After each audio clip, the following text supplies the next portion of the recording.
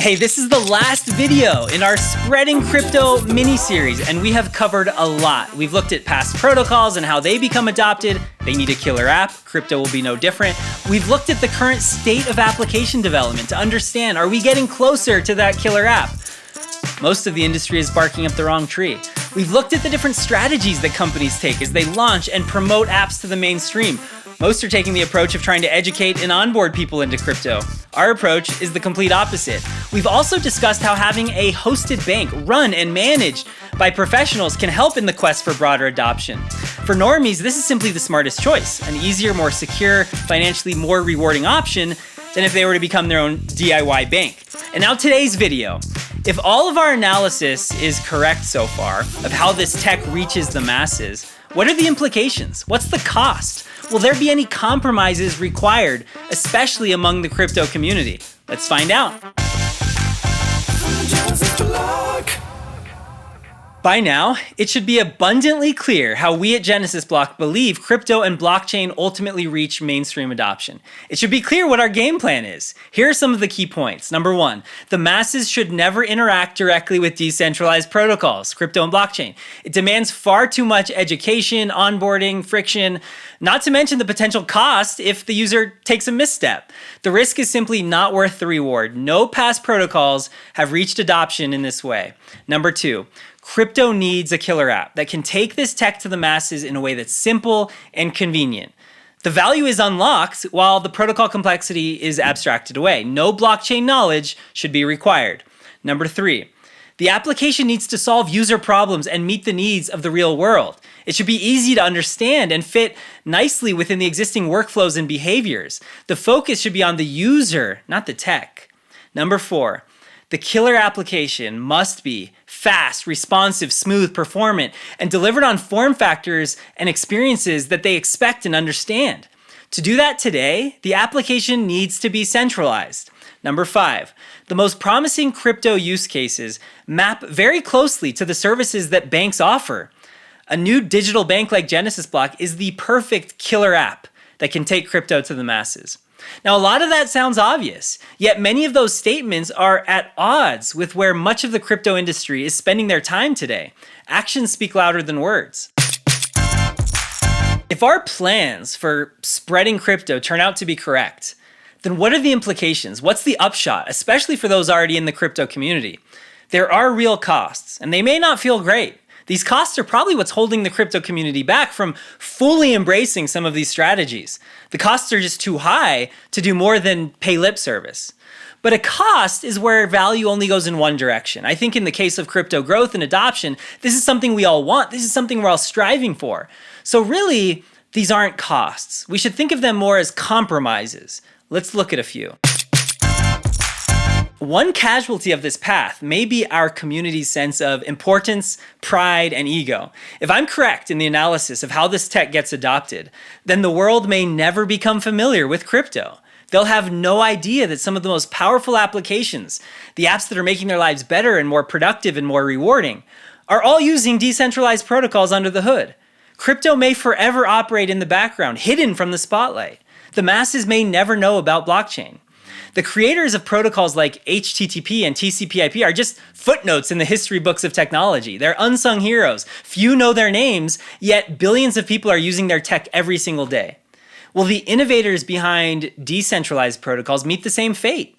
As builders, makers, and early adopters of crypto, how will that make us feel? We are who nurtured this technology. We are who cultivated this industry. We are who designed, built, and launched these protocols. How will we feel if that work is never recognized or celebrated by the billions of people around the globe? Will we be okay with that? Or will our pride and ego be hurt?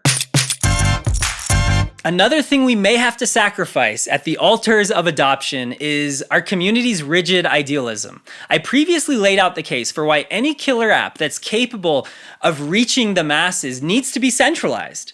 Decentralized applications simply cannot produce the type of product experience that mainstream consumers expect.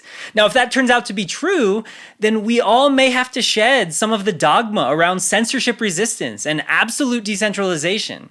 If our plan at Genesis Block works, and the winning approach to adoption is to take crypto to the real world instead of making the world come into our crypto bubble, then we may have to adjust our rose-colored glasses. As a guest in someone else's home, we may have to take off our shoes before we enter. We may need to have a small bite of those mashed potatoes that the host just dumped on our plate, even though we don't eat carbs. We may need to be a good sport for the greater good, for the growth of that relationship. We may have to retire memes like "not your keys, not your coins." We may have to relax a little on the whole libertarian, dissident, tech, cypherpunk, anarchist shtick. That sacrifice, I know, will be painful for many. But is this something our community is willing to do if it meant broader crypto adoption?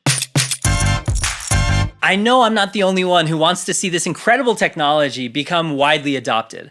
I know I'm not the only one who believes that this tech can unlock greater economic freedom, financial inclusion, access, and opportunity for more people all over the world. I know I'm not the only one who believes that this tech can leave a lasting, enormous, positive impact on societies all around us. And that's why I have no doubt that our community is willing to make some of those compromises. They will rise to the occasion. The crypto community knows the power and magic of this technology. They know the difference it can make in the hands of more people. They won't let pride or ego get in the way. They won't let dogmatic thinking come at the expense of pragmatic solutions that can benefit people. And because of that attitude, I'm confident we'll get there. Soon, billions of people all over the world will be leveraging this technology one way or another. It's coming. As for us at Genesis Block, we're leaving base camp. The snacks are ready, the bags are packed, the prayers have been offered, the weather window is wide open. Off we go, we're headed up the mountain. Now, regardless of whether you agree with the route we're taking or our strategies of how to take crypto to the masses, we still hope that you'll be cheering us on. We hope that you'll wish us safe travels as we embark. We invite you to follow along, even if with only binoculars from the comfort of base camp. At the end of the day, if you're in the crypto community, we're all on the same team. We're all from the same weird, dysfunctional crypto family. We know that we don't know everything at Genesis Block. We might trip, take the wrong turn, or end up taking a much tougher route. But our hope is that you'll still root for us because our intentions are the exact same as yours, and that's to give this incredible technology the role it deserves in our society.